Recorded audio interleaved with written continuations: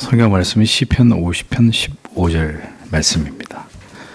시편 50편 15절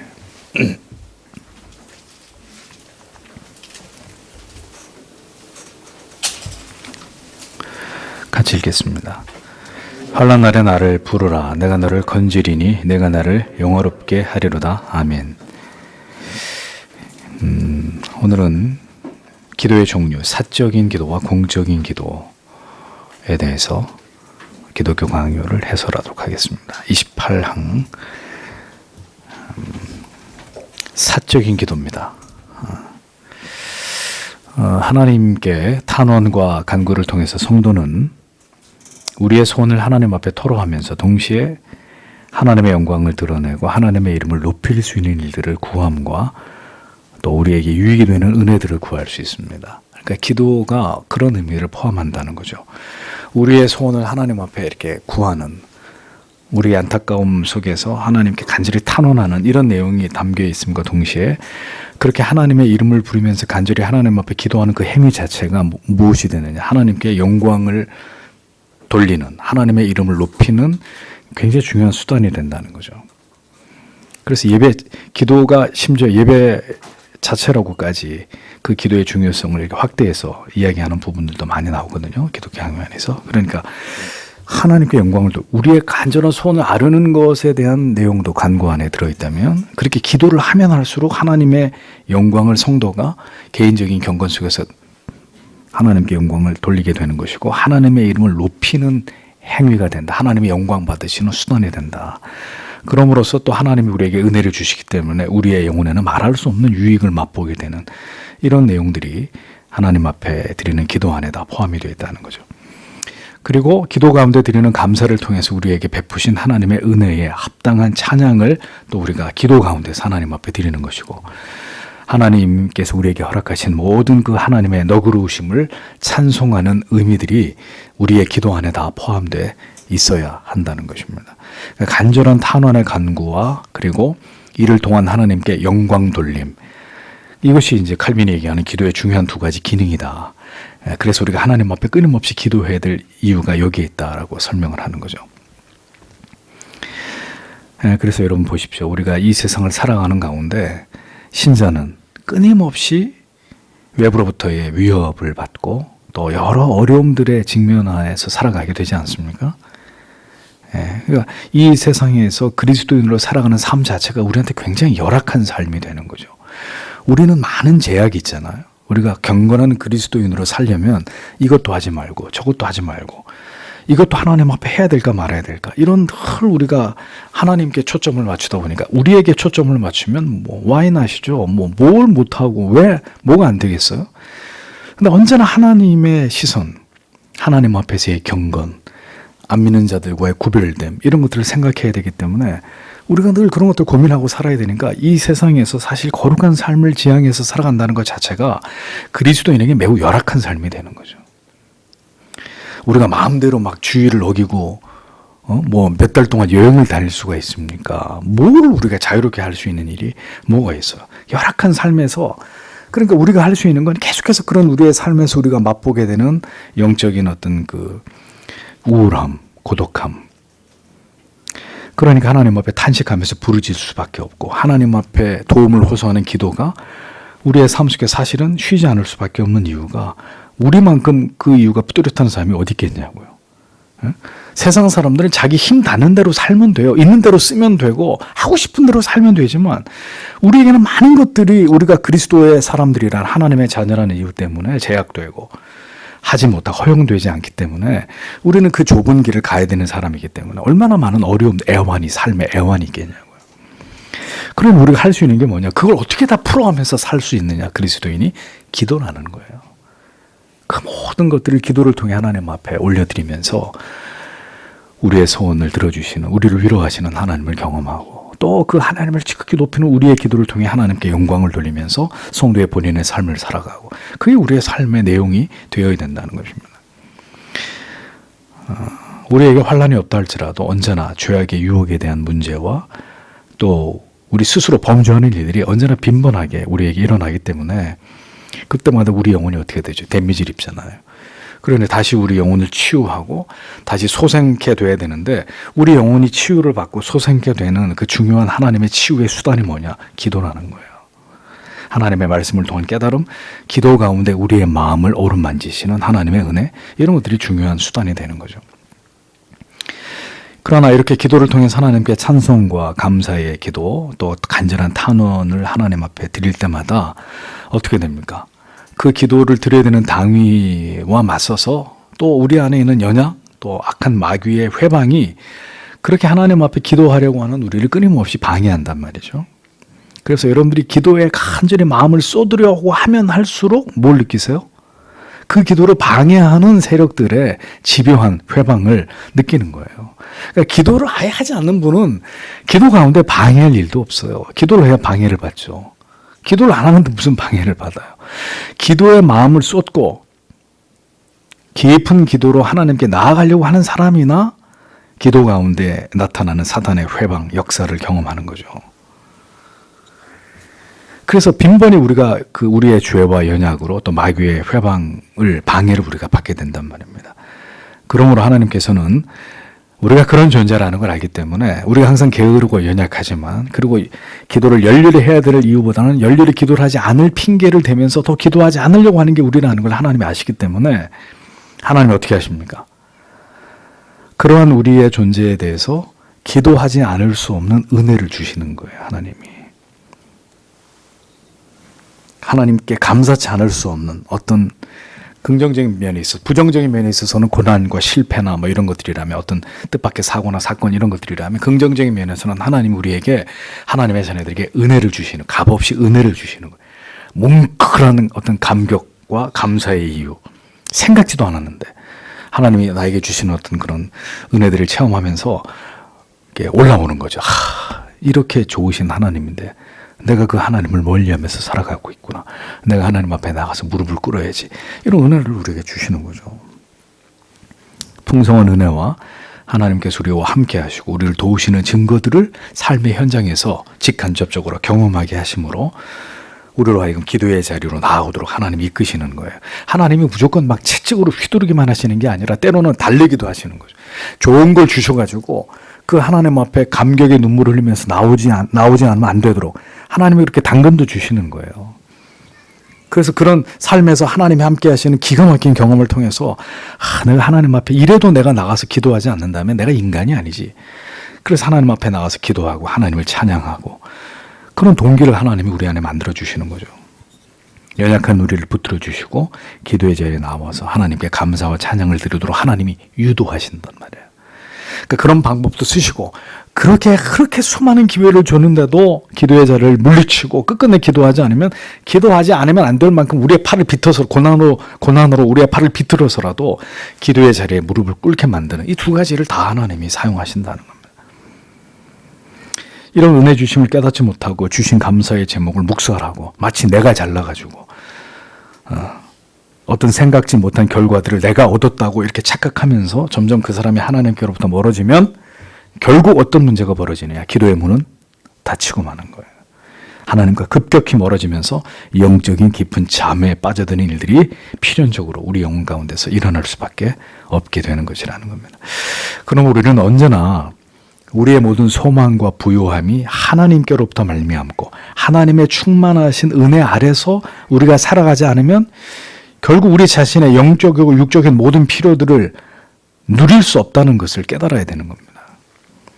하나님의 모든 도우심과 공급하심이 영적이든 육적이든 하나님의 도우심과 공급하심을 의지해서 하나님 뜻대로 우리가 말하고 결정하고 행동하는 삶을 살지 않으면 모든 영적 자원이, 에너지가 다 우리에게서 고갈된다는 것을 알아야 되는 거죠.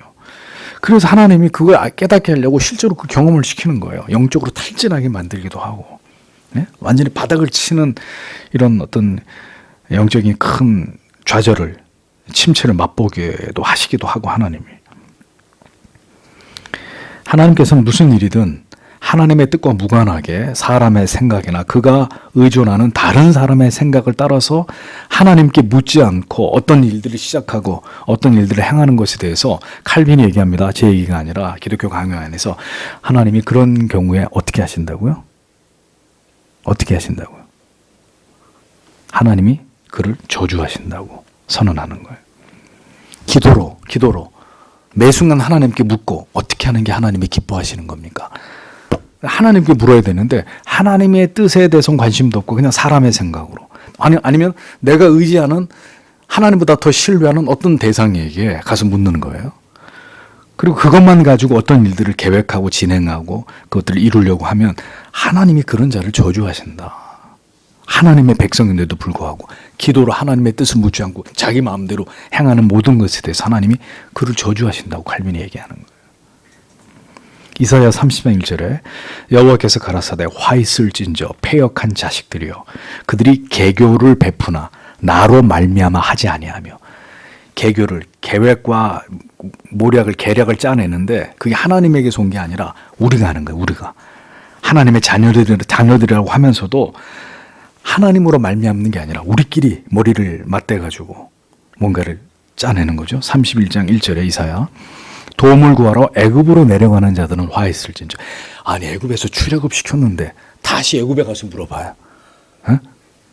하나님께 묻는 게 아니라 도움을 구하러 애굽으로 내려가는 자들은 화 있을진저. 그들은 말을 의지하며 병거의 많음과 마병의 힘이 강함을 의지하고 이스라엘의 거룩하신 자를 앙몰치 아니하며 여호와를 구하지 아니하거니와.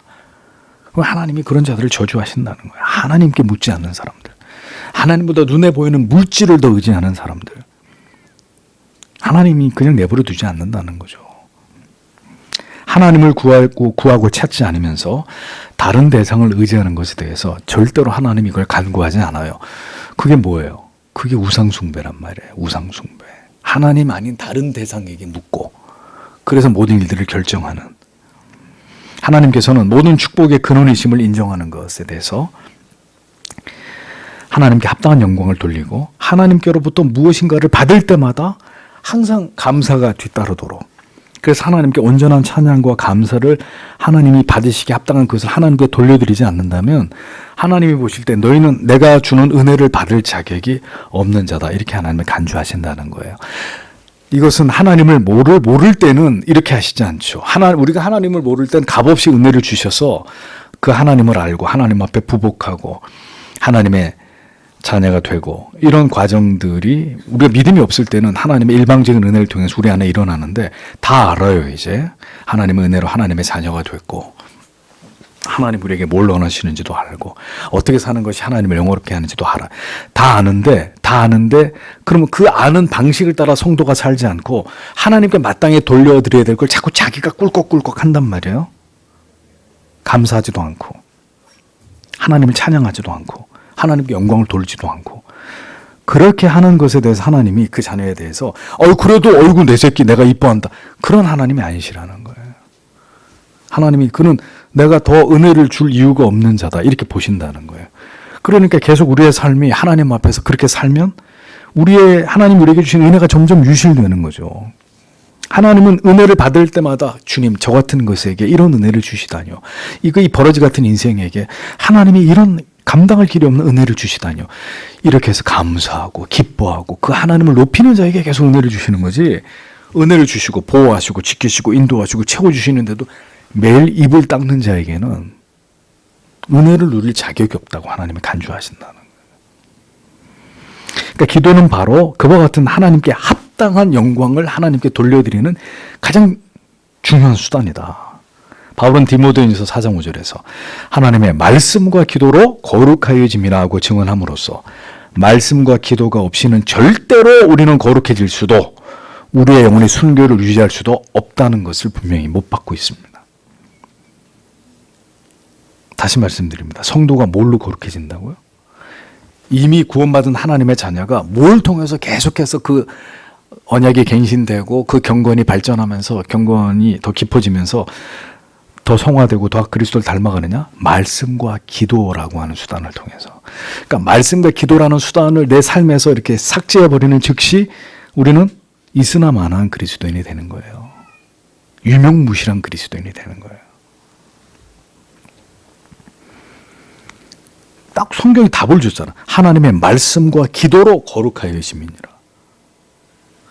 다윗도 시편 40편 3절에서 새 노래 곧 우리 하나님께 올릴 찬송을 내 입에 두셨도다. 42편 10절 여호와께 새 노래로 노래하며 땅 끝에서부터 찬송하라. 51편 15절 주여 내 입술을 열어 주소서 내 입이 주를 찬송하여 전파하리이다. 116편 12절에서 13절 내게 주신 모든 은혜를 내가 여호와께 무엇으로 보답할까? 내가 구원의 잔을 들고 여호와의 이름을 부르리로다. 뭐예요 전부 다? 기도예요. 기도. 하나님께 올려드리는 기도. 그 밖에 여러 구절들 칼빈이 여기서 기독교 학명에서 여러 구절들을 인용하면서 다윗은 모든 경건한 자들이 이 기도라고 하는 수단을 통해서 하나님께 영광과 찬송을 올려드렸던 모본을 우리에게 보여준다고 이야기를 하는 거죠.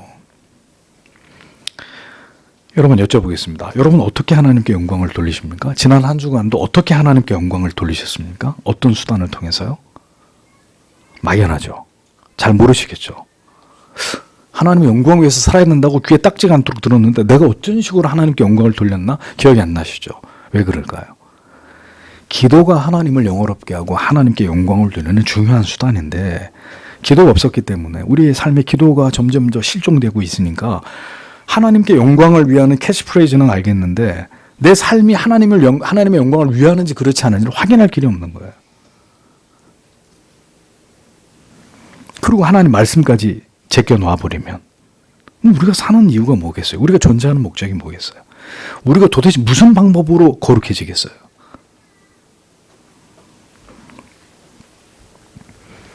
받은 축복을 찬송으로 승화시키는 것은 마땅한 도리이다. 그게 기도란 말이에요. 기도. 하나님께서 우리에게 복을 주시는 것은 마땅한 찬송을 하나님께 돌릴 기회를 주시는 것이고 그렇게 하나님을 찬송하는 행위가 우리들의 기도가 되는 것이다. 그러니까 기도는 주세요가 다가 아니에요. 성경을 잘 보면 하나님의 이름을 찬양합니다. 영광스러우신, 지존하신, 높으신, 오늘도 내 삶을 통치하시고 다스리시는, 악인들을 멸하시고 의인들을 세우시는, 신원하시는 그 하나님의 이름을 찬양합니다. 나에게 오늘도 먹을 것을 주시고 내 기업을 지키시고 내 직장을, 오늘도 내 생명을 보존해 주신 하나님, 당신의 이름이 높임을 받으시길 원합니다. 이게 기도란 말이에요. 기도는 맨날 이거 주세요, 저거 해결해 주세요, 뭐 직장 다, 뭐 달라는 것만 기도가 아니라고요. 잘못하고 있는 거죠, 우리의 기도가. 하나님을 높이는 수단이 기도란 말이에요. 감사하고 영광을 돌리고 찬양하고.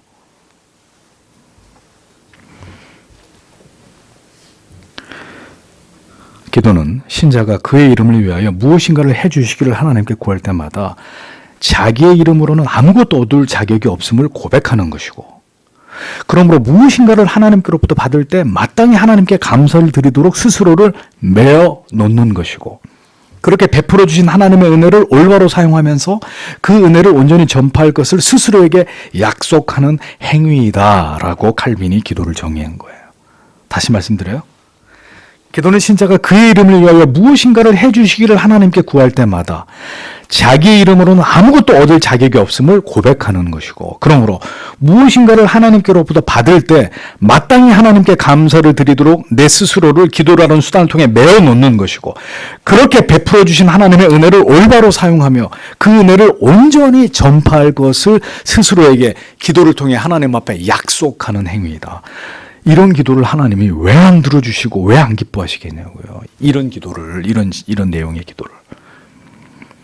호세아 선지자는 그 같은 마음으로 호세아 14장 2절에서 모든 불의를 제거하시고 선한 바를 받으소서, 우리가 숫송아지를 대신하여 입술의 열매를 주께 드리리이다, 이렇게 고백하고 있는 것을 볼 수 있습니다. 여러분, 이스라엘이 부패하고 패역했을 때 하나님이 뭐라 그래요? 숫송아지, 염소 다 치우라고 말씀하잖아요. 안 받는다고 얘기하시잖아요. 그러니까 뭘 이렇게 드리는 것으로 해결되는 문제가 아니에요. 뭔가 물질을 드리고 오늘도 가서 내가 예배 드렸으니까 이걸로 퉁치는 거지. 하나님을 그렇게 생각하면 안 되는 거죠. 하나님이 우리에게 원하는 것은 우리의 마음의 영혼의 고백, 우리의 입술의 고백. 정말 하나님을 사랑한다고, 하나님을 찬양하는, 하나님을 인정하는, 하나님께서 우리에게 베푸시는 모든 은혜는 스스로 우리의 입술로 하나님을 찬양하도록 하나님이 우리에게 요구하시기 때문입니다. 그래서 그런 은혜를 받으면 더 하나님을 사랑하게 되고, 하나님을 더 사랑하면 더 큰 은혜를 받게 되고, 이렇게 순환이 되는 거죠, 이게. 그래서 다윗은 시편 116편 1절에서 여호와께서 내 음성과 내 간구를 들으심으로 내가 그를 사랑하는도다. 시편 18편 1절에 나의 힘이신 여호와여 내가 주를 사랑하나이다 라고 표현하고 있습니다.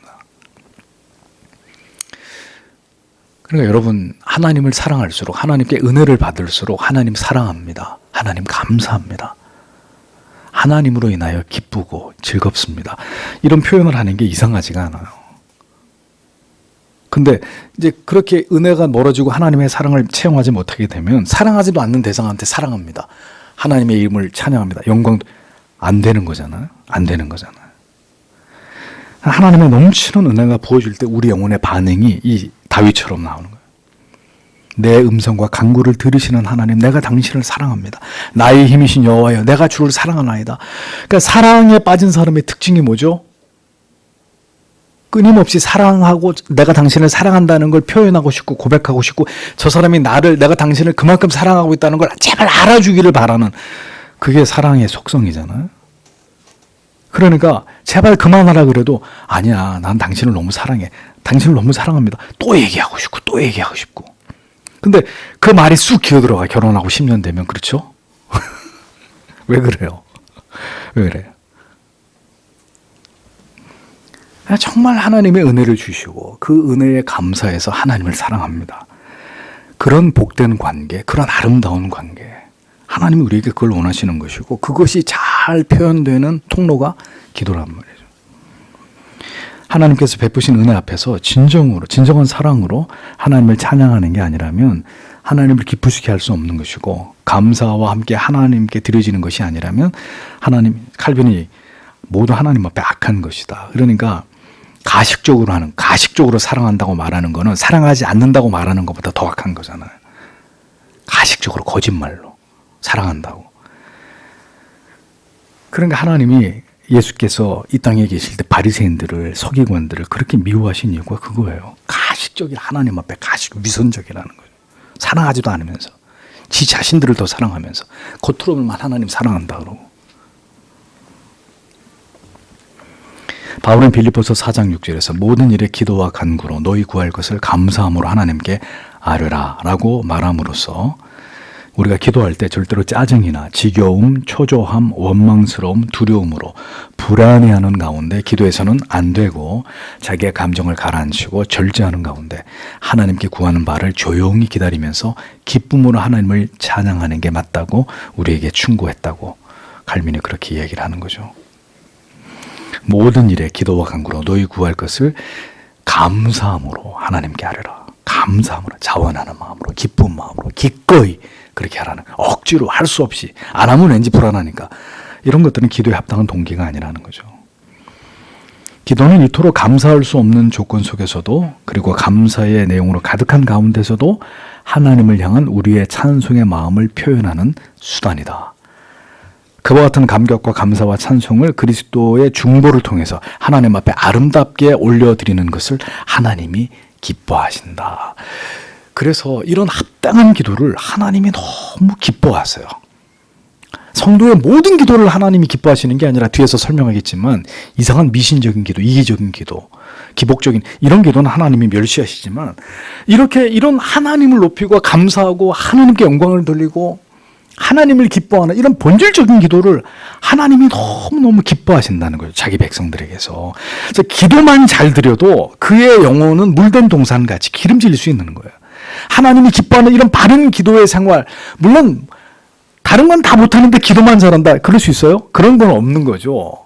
총체적으로 그의 신앙이 잘 됐을 때, 아름답게 잘 성장할 때 그것이 가장 아름답게 마침내 정점으로 드러나는 게 하나님을 향해서 드린 그 기도가 되는 거잖아요.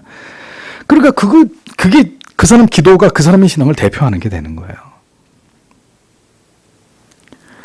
하나님이 그런 기도, 그렇게 아름답게 하나님을 향해서 올려드리는 그런 고백적인 감사와 찬양과 영광이 담긴 이런 기도를 너무너무 하나님이 기뻐하신다는 겁니다. 바울은 성도들에게 항상 기도하고 끊임없이 감사할 것을 우리에게 명한 이유가, 모든 사람들이 어느 때나 어느 곳에서나 어떠한 처지나 상황 속에서라도 자기들의 소원을 하나님께 올려드리고 하나님께 소망을 두고 모든 일에 대해서 하나님께 찬송을 받으시기를 바라기 때문이다. 이렇게 설명을 합니다. 항상 기도해야 되는 이유, 끊임없이 기도해야 되는 이유, 하나님이 어떤 상황에서도 우리가 하나님을 찾고 하나님을 부르고 하나님을 의지하고 하나님께 소망을 두고 하나님을 찬송하는 그 행위를 하나님이 너무나 기뻐하시기 때문이라는 거예요. 근데 우리는 그걸 하나님이 기뻐한다는 쪽으로 생각해서 기도를 이해하는 게 아니라 내가 어떤 상황이든 기도하면 하나님은 다 들어줘. 자꾸 우리 쪽으로 끌고 내려와서 기도를 자꾸 이해하려고 하는 거죠. 이제 이런 것들이 기도에 대한 이해에 있어서의 우리의 어떤 그 낮은 생각들인 거죠. 어떤 상황에서도 기도하면 다 들어줘 하나님이. 이렇게. 그게 아니라 모든 상황 속에서 하나님을 높이고 인정하고 하나님의 뜻대로 방법대로 모든 상황에서 하나님을 높이는 그런 기도를 하나님이 무시로 어느 때든지 어디서든지 원하신다고 말씀하신 거였는데 우린 그걸 그렇게 오해해버리는 거예요. 하나님께서는 오늘도 모든 하나님의 백성들에게 우리로 하여금 자원하여 기쁜 마음으로 하나님께 찬송과 기도를 올려드릴 확실한 이유를 그래서 끊임없이 우리에게 사실은 공급하고 계시는 거예요. 그러니까 여러분들이 지난 한 주간도 잘 생각해 보세요. 정말 기도할 제목이 없었나? 정말 하나님 앞에 감사할 이유가 없었나? 정말 내 삶에는 아무것도 하나님을 향해 찬양할 이유가 요만큼도 없었나? 생각해 보세요. 정말 하나님이 그렇게 우리에게 인색한 분이었는지. 아니셨을 겁니다. 근데 넘어간 거죠.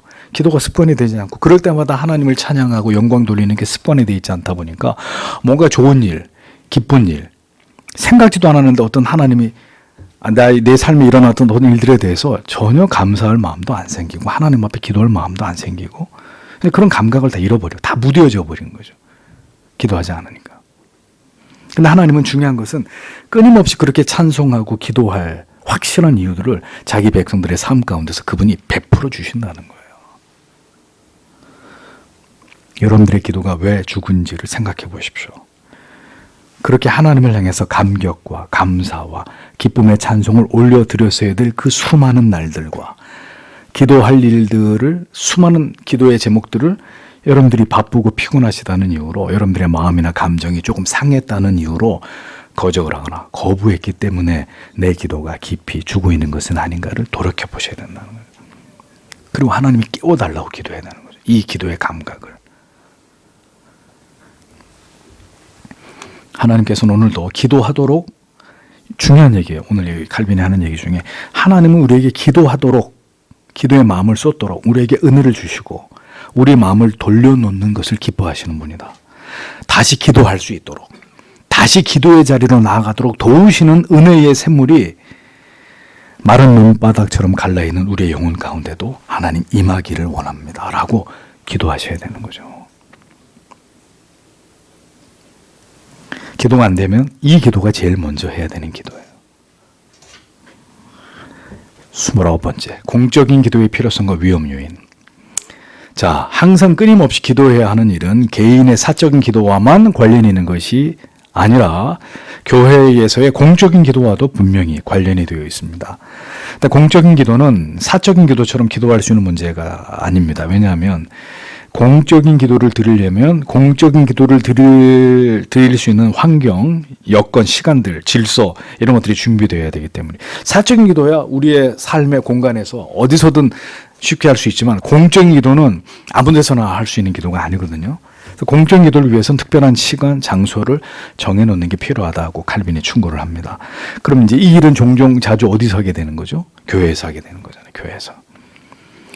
교회에서 더 자주, 더 열심히 행해야 될 일 가운데 하나가 공적 기도다. 기도가 사적 기도와 공적 기도가 있다면 공적인 기도다. 교회에서 더 자주 모여서 더 자주 해야 될 일들이. 공적 기도는 중언부언하지 않는 기도로 끈질기게 오래 자주 열정적으로 하나님께 기도해야 된다. 이렇게 설명을 합니다. 그러면서도 그 기도의 동기가 성도님들이 모여가지고 이렇게 막 철야기도, 새벽기도, 금식기도 하는데 그 기도의 동기가 우리가 이렇게 모여가지고 부르짖으니까 하나님이 반드시 들어주셔야 돼. 그러니까 하나님의 팔을 비트는 식의 기도로는 곤란하다는 거죠. 우리가 월요일도 모였고 화요일도 모였고 일주일 내내 교회 와가지고 성도님들이 모여서 기도했기 때문에 하나님이 예배당을 지어주셔야 됩니다. 이렇게 하나님의 뜻에 합한 기도를 드리는 게 아니라 우리가 원하는 기도를 떼거지로 이렇게 몰려와가지고 이거 해내십시오. 이런 식의 기도는 그 기도의 동기가 불순한 것이다. 간절히 부르짖으면 하나님이 안 들어주실 수가 없어. 대부분 이런 이야기들은 여러분들이 하시잖아요. 목회자들이 하죠. TV에 나와가지고. 하나님 앞에 그렇게 기도하고 계시죠. 하나님이 안 들어주실 수가 없습니다. 더 얘기 안 하겠습니다. 그러니까 그렇게 우리의 열심을 들이대는 거죠. 그렇게 부르짖으면 하나님이라도 결국은 우리한테 두 손 들게 돼 있다고. 그러니까 이런 식으로 얘기한다는 겁니다. 어처구니가 없는 말들이죠. 어처구니가 없는 말들. 깊고 간절하고 끈질긴 기도가 중요하긴 해도 그 기도가 바리새인들처럼 자기 의와 명예가 되는 거 하나님이 절대로 원하지 않습니다. 캐톨릭의 그러한 방식으로 외형적으로 근엄하게 그 사람들은 뭘 가지고 기도해요? 공동기도문이 있잖아요. 공동기도문. 사제가 이렇게 공동기도문 펼쳐가지고 읽잖아요. 장황하게 읽습니다. 그게 무슨 의미가 있어요, 그게? 그렇게 쓸데없는 말들을 늘어놓음으로 하나님을 조롱하는 것이 되는 거고, 언제나 마음 깊숙한 곳에서 하나님 앞에 드려지는 기도가 아니라면 교회는 공적으로 그런 내용을 칼빈은 금해야 된다라고 얘기하는 거예요. 중언부언하는 기도. 마음도 없는데 공적 기도문 만들어 놓고 그냥 그걸 줄줄 읽는 그런 식의 기도. 의미 없는, 전혀 내 마음이 거기에 실리지 않는. 그래서 여러분, 저희 교회가 주기도문을 앵간하면 자주 안 하잖아요. 주기도문이 정말 아름다운 기도인데도 교회에서 뻑 하면 주기도문으로 마치겠습니다. 주기도문은 나중엔 주기도문이 아니라 주문이 되어버려요. 주문. 하늘에 계신 우리 아버지 이름으로 하면서 아멘 그러고 끝나는. 합당치가 않은 거죠. 그런 식의 기도는. 기도가 또 다른 자랑이 되게 하고 자기의 신앙을 선전하는 용도로 공적으로 사용되는 일은 부끄러운 일이 아닐 수 없다. 외식하는 기도를 끔찍하게도 주님께서 싫어하신 이유를 우리가 잊지 말아야 한다는 것입니다. 기도는 다른 누구에게가 아니라 우리의 깊은 속마음을 헤아리고 계시는 하나님께 은밀한 감정을 토로하는 것입니다. 그래서 그 기도의 가장 아름다운 모범을 누가 보여주셨어요? 예수님께서. 언제요?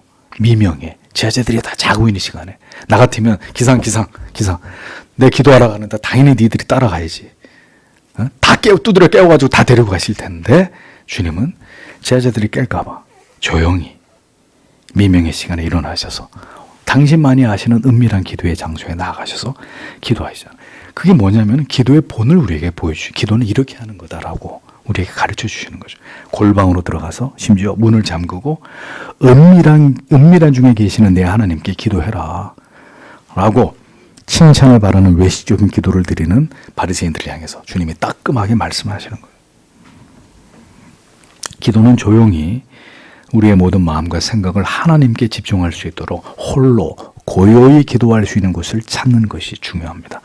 그렇게 될 때 주님은 우리의 마음과 감정에 찾아오시고 우리와 교통을 나누실 것이고 그곳이 바로 성전이 되는 거예요. 그곳이 성전은 여기 예배당이 성전이 아니고 그런 교통, 하나님과 교통이라는 그 신자의 영혼, 그 마음이 성전이 되는 것입니다. 한적하고 조용한 곳으로 기도의 장소를 예배하되 그럴 형편이 되지 않으면 어떤 가운데서도 기도할 수 있도록 노력하셔야 됩니다. 그러니까 여러분들에게 기도의 자리가 필요해요. 여러분들의 가정에서든 직장에서든 어디든. 그게 만약에 여의치 않으면 지하철을 타고 이 손잡이를 붙들고도 기도할 수 있는, 버스 안에서도 기도할 수 있는 것이고 10명이 넘는 자녀들을 키운 루터의 아내는 여러분 집안에서 10명의 자녀들이 이리 뛰고 저리 뛰고 하면은 엄마가 언제 어디서 기도를 할 수 있겠어요. 그래서 루터의 아내가 생각다 못한 한 방법은 치마, 긴 치마, 옛날에 긴 치마 안에 속치마 있고 겉치마가 있잖아. 그러면 겉치마를 이렇게 뒤집어 쓰는 거예요. 의자에 앉아가지고 겉치마를 뒤집어서 머리를 이렇게 머리에 뒤집어 쓰면 이제 그때부터 루터의 아내는 기도하는 시간인데 자녀들이 아는 거예요. 저렇게 치마를 뒤집어 쓰면 절대로 엄마를 건드리면 안 된다. 엄마가 기도하는 시간이다. 이제부터 모든 일은 우리가 해결해야 된다. 그러니까 따로 기도할 시간도 없고 그 10명이 넘는 자녀를 두고 뭐 예배당 가서 기도할 수도 없고 그냥 그 삶의 현장에서 치마를 뒤집어 쓰고 기도를 했다는 거죠. 그리고 여러분들이 괜히 치마 뒤집어 쓰시면 안 되고요. 여러분들은 기도하실 수 있는 환경이 여건이 있잖아요. 공적인 기도와 사적인 기도는 이렇게 긴밀하게 연결이 되어 있다는 거죠. 공적인 기도의 중요성을 모르는 사람은 사적인 기도의 의미도 모르는 사람이고, 홀로 깊이 기도하는 것을 사모하지 않는 사람은 공적인 모임에 기도할 때도 그 기도는 바람에 날리는 의미 없고 깊이 없는 내용일 뿐인 기도가 될 수밖에 없다고 칼빈이 얘기하는 거죠. 그러니까 두 축이에요. 사적인 기도와 공적인 기도. 이 기도의 수레바퀴를 굴리는 두 축이란 말이죠. 공적인 기도를 하나님께 얼마나 하나님께서 중요하게 여겼길래 성전을 뭐라고 정의하셨어요? 만민이 기도하는 집이다. 왜 성전을 하나님이 그렇게 정의하셨느냐? 응? 만민이 내게 와서 예배하는 곳이다. 뭐 이렇게 하셔도 괜찮은데 만민이 기도하는 집이다. 기도가 얼마나 하나님이 그 가치를 중요하게 여기셨으면. 하나님께서는 기도의 의무가 예배의 매우 중요한 부분이라는 것을 우리에게 가르치신 것입니다. 성도의 기도가 한 곳에서 모여지도록 하나님은 이 땅에 꽂은 깃발처럼 그래서 성전을, 예배당을, 교회를 세우신 거예요. 시편 65편 1절은 하나님이여 찬송이 시온에서 주를 기다리우며 사람의 서원을 주께 이행하리이다. 이렇게 기록하고 있습니다. 이것은 하나님께서 항상 그의 백성들에게 기도를 통해서 기쁨으로 하나님을 찬송할 기회를 베풀어 주시기 때문이라는 것을 밝히고 있는 그런 내용입니다. 율법이 폐지되었어도 하나님께서는 여전히 하나님의 백성들이 기도의 열심을 통해서 그 믿음이 증진되는 것을 기뻐하셨고, 기도를 통해서 우리에게 주신 모든 약속들은 여전히 우리에게 유효하다는 사실에 대해서 성경 곳곳에서 우리에게 그것을 말씀해 놓으셨습니다. 그러니까 자꾸 이상한 율법주의를 비난하는 분들이 그 율법주의 아니라고 하면서 신앙의 가장 거룩한 의무들도 같이 버리는 거예요. 에? 종종 얘기하죠. 애 목욕한 물을 버리다가 애까지 같이 버리는 이런 일들이 일어나는 거죠. 그거 다 율법주의 형식적인 거라고. 하나님이 진히 마음을 중요하게 여기신, 그러면서 기도 안 하는 자기 자신을 합리화해요. 그럼 결국 누가 손해냐? 내가 손해인 거예요. 기도하지 않은 내가. 마지막으로 30번째. 교회 건물이 아니라 신자들 자신이 하나님의 성전이다. 기독교 강요만 제대로 읽어도 여전히 교회를 성전이라고 우기는 목사님들이나 성도님들은 잠잠해지실 텐데 여전히 성전 얘기를 하죠. 하나님께서 명하신 공적인 기도는 하나님의 백성들이 함께 모여 교제하고 기도하는 장소에서 행해져야 합니다. 공적인 기도가 그렇습니다. 사적인 기도는 장소에 구애받지 않더라도 기도하기 위한 공간으로서의 교회 건물이 필요한 것은 분명한 사실이지만, 그런데 여기서 또 여러분들이 착각하지 말아야 될 것은 기도하는 공간으로서 교회가 임대비를 내고 예배당을 이렇게 확보한 것은 너무너무 가치 있는 일인데, 그곳에서 기도해야만 하나님이 더 잘 들어주신다거나 그 건물에 무슨 거룩함이 서려 있어가지고 거기서 기도하는 기도를 하나님이 더 거룩하게 여겨주신다, 이렇게 믿는 것은 또 다른 미신이다. 네. 왜? 하나님의 자녀들, 우리 자신이 하나님의 성전이기 때문이라는 거죠. 하나님이 들으시는 기도는 성도의 마음에서 우러나오는 기도입니다. 교회에서 기도해 하나님이 들으시거나 그 기도가 더 거룩한 기도라고 생각하는 것은 우리가 그렇게 생각하고 싶은 거룩한 착각입니다. 그래서 왕왕 이제 기도원파들, 요즘은 많이 없어졌습니다. 요즘에는 이제 기도원들이 어떻게 운영이 되는지 몰라요. 근데 예전에 이제 기도원파들이 있었어요, 교회 안에. 나 기도원 간다, 광고하고 갑니다. 그래서 기도원 가서 며칠, 40일 금식 기도하고 내려온다. 기도원에 가서 금식 기도해 하나님이 들어준다고 생각하는 거죠. 사순절 특별 새벽 기도 이런 걸 해야, 그렇게 해서 교회 나가면 그 가정의 문제가 해결된다는 식의 이런 주장들, 모두 인간이 만든 헛된 신화들이죠. 성전은 기도를 드리고 희생 제사를 드리기 위한 용도가 분명합니다. 그러나 그 당시 성전은 예수 그리스도의 그림자로서의 용도였습니다. 근데 이 시대조차도 여전히 교회를 성전이라고 부른다. 참, 이게 신학적으로 자기가 믿고 있는 신앙이 전혀 파악이 안 되는 거죠. 여전히 교회를 성전이라고 부르면서 신성시하고 보이는 건물로서의 성전에 집착하는 이런 신앙, 미신적인 신앙인 거죠. 유대인들에게 주신 성전은 하나님의 임재를 의식하도록 훈련하기 위한 용도에 불과했습니다. 하나님을 성전에만 계시는 것으로 제한하는 것은 참으로 어리석은 믿음이 아니죠. 아닐 수 없는 거죠. 그럼에도 불구하고 성도들의 공적인 기도를 하나님께 드리기 위해서 하나님의 말씀을 듣고 배우고 그 말씀을 따라 기도하기 위해서 교회라는 장소에 공적으로 회집되는 일은 아름다운 일입니다. 전염병이 창궐하든 말든 우리가 그것을 위해서 이렇게 하나님 앞에 모이는 이런 일들은 아름다운 일이고 마지막 때가 될수록 더 힘써야 되는 일이죠. 제가 말씀드리잖아요. 코로나가 뭐 다시 이렇게 좀 지금 다시 확산세에 있긴 하지만 지난주에 교회가 20 몇 프로를 제외하면 전부 다 현장 예배에 복귀를 했는데 지금 한국 교회들이 평균 교회 출석률이 70%밖에 안 된다는 거예요. 70%밖에. 그러니까 3분의 1은 없어져 버렸다는 거죠. 교회 안에. 증발해 버린 거예요. 코로나 이후로. 교회 안 나오는 거예요. 자, 이건 이제 어떻게 수습해야 될까요? 한국 교회가. 그러니까 코로나 때문에 안 나오는 게 아니라 지금부터 안 나오는 사람들은 믿음이 없으니까 안 나오는 거예요. 그러니까 이참에 신앙을 떠나는 거죠. 그냥. 왜 그래요? 그 모임의 문제를 그렇게 생각하면 결국 그런 부작용에서 자유로울 수가 없어지는 거죠. 그러나 우리는 성전에 모이는 게 분명히 아니라는 겁니다. 성전을 구약적 개념으로 신성제하는 것도 신앙의 오류이고 모이기를 패하고 성도가 공적인 기도의 모임을 주중에 우리가 한국교회는 수요일 금요일을 그렇게 정해서 하고 있지 않습니까? 이 공적 기도의 모임을 우리가 소홀히 여기고 가볍게 여기고 늘 우리의 삶이 더 분주해서 이런 공적 기도의 모임을 우리가 소홀히 여기는 것도 하나님을 기쁘시게 하는 기도의 올바른 자세가 될 수 없는 것이고 이런 부분들을 우리가 깊이 생각해 볼 필요가 있다는 것입니다. 누구든 하나님을 신앙할 수 있습니다. 누구든 하나님을 신앙할 수 있습니다. 누구든 하나님을 예배할 수 있습니다. 누구든 하나님을 찬송할 수 있습니다. 누구든 하나님께 기도할 수 있습니다. 그러나 그 모든 것을 우리가 드리기만 하면 하나님은 넙죽넙죽 다 받으시는 그런 신이 절대로 아니십니다. 하나님의 뜻대로 예배하고 하나님의 뜻대로 찬송하고 하나님의 뜻대로 기도하고 하나님의 뜻대로 올바로 하나님을 신앙할 때 자기를 부인하고 자기 십자가를 지고 주를 따르는 그 믿음만을 하나님이 우리에게 원하시는 거지 우리 마음대로 그렇게 우리 마음대로 해놓고 우리 스스로 만족해하고 우리 스스로 그게 자기 의가 돼버리고 우리 스스로를 자랑하고 그럼 뭐가 유대주의의 믿음과 뭐가 달라요? 그리고 그 유대주의가 왜 하나님으로부터 다 버림을 받게 됐습니까? 그러니까 우리의 믿음이 그렇게 허황된 믿음이 돼서는 안 된다는 거죠. 우리는 계속해서 이런 말씀을 통해서 우리의 신앙을 하나님이 원하시는 방향으로 수정해 가야 됩니다. 우리가 절대로 온전하다고 생각하면 안 돼요.